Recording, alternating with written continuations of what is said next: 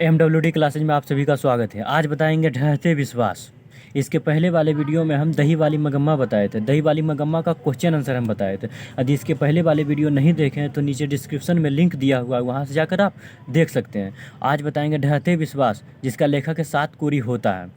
सात कोरी होता इसका जो क्वेश्चन आंसर होता है, क्वेश्चन होता है, वो सारा का सारा हम कंप्लीट करवा देंगे।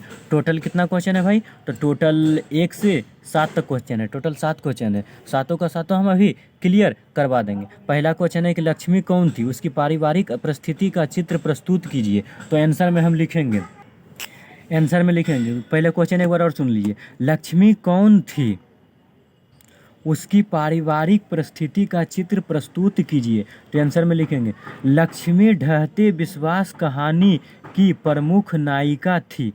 उसके पति का नाम लक्ष्मण था। उसके पति लक्ष्मण की कमाई से उसके परिवार की ठीक से भरण पोषण नहीं होता था, जिसके कारण लक्ष्मी अपने ही गांव के तहसीलदार साहब के यहाँ छिटपुट काम करती थी और उससे जो आमदनी होता था जिससे वह परिवार चलाती थी। एक क्वेश्चन मेरा कंप्लीट हो गया। अब दूसरा क्वेश्चन देखिए। दूसरा क्वेश्चन में बोल रहा है कि कहानी के आधार पर प्रमाणित करें कि उड़ीसा का जनजीवन बाढ़ और सूखा से काफ़ी प्रभावित रहा है। तो आंसर में लिखेंगे उड़ीसा में प्रायः बाढ़ और सूखा का प्रकोप होता रहता है। सूखा का प्रकोप होता रहता है। देवी नदी के तट पर एक छोटा सा गांव बसा हुआ है, जहां कुछ दिन पहले सूखा के कारण फसल नष्ट हो जाती है। उसके बाद लगातार वर्षा होने के कारण नदी का प्रभाव बढ़ता जाता है और बांध टूट जाता है, जिससे चारों तरफ पानी फैल जाता है। लोगों की लाशें, जंतुओं की लाशें और वस्तुएं पानी में तैर रही है। चारों तरफ मनुष्य, पशु पक्षी की चीख की आवाज़ें आ रही है। इस प्रकार उड़ीसा का जनजीवन बाढ़ और सूखा से काफ़ी प्रभावित रहा है। तीसरा क्वेश्चन देखिए। 2 नंबर क्वेश्चन मेरा कंप्लीट हो गया। अब तीसरा क्वेश्चन देखिए। तीसरा क्वेश्चन में है कि ढहते विश्वास कहानी में आए बाढ़ के दृश्यों का चित्र अपने शब्दों में प्रस्तुत करें। तो आंसर में लिखेंगे लक्ष्मी का गांव देवी नदी के किनारे हैं, जो प्रायः बाढ़ की चपेट में आ जाती है। लगातार वर्षा होने के कारण दलई बांध टूट जाता है, जिससे पानी चारों तरफ फैल जाती है। लक्ष्मी के मन में अच्छे बुरे ख्याल आने लगते हैं।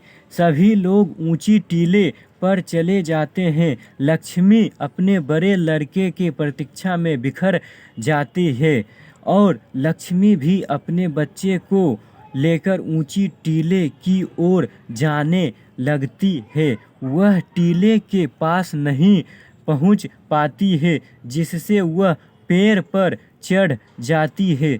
वह कुछ ही समय में बेहोश हो जाती है। जब लक्ष्मी को होश आती है तो बच्चे उसके गोद में नहीं होते हैं, तो वह अपने बच्चे को ढूंढने लगती है। बरगद की शाखा में फंसे एक छोटे बच्चे को उठा लेती है।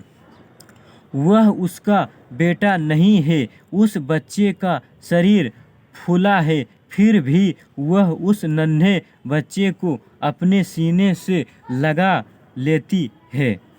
3 नंबर क्वेश्चन मेरा क्लियर हो गया। अब अगला क्वेश्चन देखिए।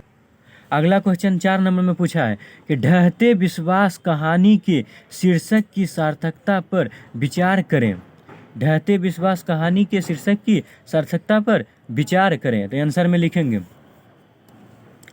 प्रस्तुत कहानी का लेखक सात कोरी होता है। इसका अनुवाद राजेंद्र प्रसाद मिश्र ने किया। इस कहानी का शीर्षक सार्थक है। अब कारण लिखेंगे क्यों सार्थक है, पैराग्राफ चेंज करके लिखेंगे। क्योंकि लक्ष्मी जो इस कहानी की मुख्य नायिका है, वह भगवान पर अटूट विश्वास करती है, परंतु भगवान सहायता नहीं करते हैं, जिसके कारण लक्ष्मी के घर बार सब बाढ़ में डूब जाता है, जिसके कारण भगवान पर से वहाँ के लोगों को भी विश्वास उठ जाता है। इस तरह मेरा 4 क्वेश्चन, मेरा चौथा क्वेश्चन मेरा कंप्लीट हो गया। अब 5वां क्वेश्चन देखिए। 5वां क्वेश्चन में पूछा है कि लक्ष्मी के व्यक्तित्व पर विचार करें। तो आंसर में लिखेंगे, लक्ष्मी ढहते विश्वास कहानी के प्रमुख नायिका थी। लक्ष्मी के 2 पुत्र और 2 पुत्री थे। वह उड़ीसा के लोगों को एक समान दृष्टि से देखती थी। वह अपने बड़े लड़के अच्युत को बांध के निगरानी के लिए भेज दी थी। वह अपने ही बारे में नहीं, सभी के अच्छाई के लिए भगवान से प्रार्थना करती थी, जिससे उड़ीसा बाढ़ के चपेट से बच सके। इस प्रकार मेरा 5वां क्वेश्चन मेरा कंप्लीट हो जाता। अब 7वां क्वेश्चन देखिए, अंतिम क्वेश्चन बचा। अंतिम क्वेश्चन में लिखेंगे, ढहते विश्वास, यानी बुक में दिया हुआ कहानी का सारांश प्रस्तुत कीजिए, लेकिन हम एग्जाम के व्यू से क्वेश्चन लिखे हैं ढहते विश्वास कहानी का सारांश प्रस्तुत कीजिए। तो सारांश प्रस्तुत करेंगे, लिखेंगे आंसर में, प्रस्तुत कहानी का लेखक सातकोरी होता जी हैं। इस कहानी का हिंदी में अनुवाद राजेंद्र प्रसाद मिश्र ने किया। उसके बाद पैराग्राफ चेंज कर लिखेंगे, पैराग्राफ चेंज करके लिखेंगे कि इस कहानी के प्रमुख नायिका लक्ष्मी है।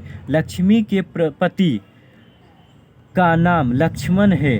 लक्ष्मी के 4 संतानें हैं, जिसमें 2 लड़का और 2 लड़की हैं। लक्ष्मी के बड़े लड़के का नाम अच्युत है।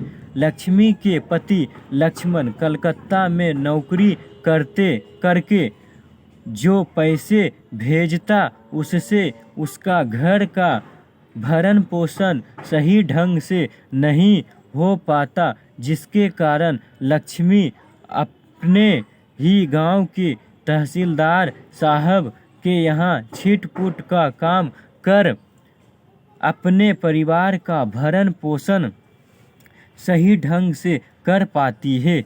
लक्ष्मी का गांव देवी नदी के किनारे है, जो प्रायः बाढ़ के चपेट में आ जाता है। कटक से लौटा गुणनिधि बांध की सुरक्षा के लिए गांव